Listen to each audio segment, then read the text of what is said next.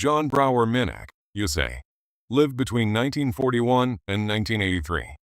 During his tragically short time on Earth, he entered the annals of Guinness World Records as the heaviest person in medical history. This record holder's life, marked by unimaginable challenges and extraordinary resilience, has left an indelible mark on medical science, as well as on society's perception of medical conditions such as eating disorders and obesity. In March 1978, he was officially recognized as the heaviest person who ever lived. John was born on September 29, 1941, in the small city of Bainbridge Island, east of Washington State. Suffering from severe obesity since childhood, at the tender age of 12, John already weighed an incredible 294 pounds, 133 kilograms, 21.0 stone, a mass that he would never be able to fully control, and that over time would cause him increasingly dangerous health problems.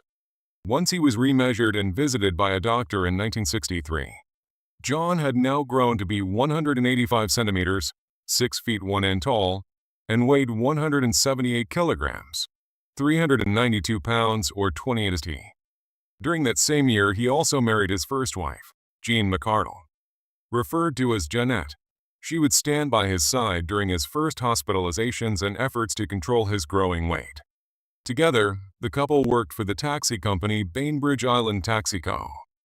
Despite John's increasing health tribulations due to his size and overworked heart, the Minnicks had a friendly disposition and were notorious for having a good reputation among their neighbors. During a further measurement in 1966, 3 years after his marriage to Jeanette, John was found to be 317 kilograms, 700 pounds or 50 st. He would be 442 kilograms, 975 pounds or 69 pounds. In September 1976, his weight turned John into a focal point of medical inquiry and media attention, and, as the years went by, his condition worsened.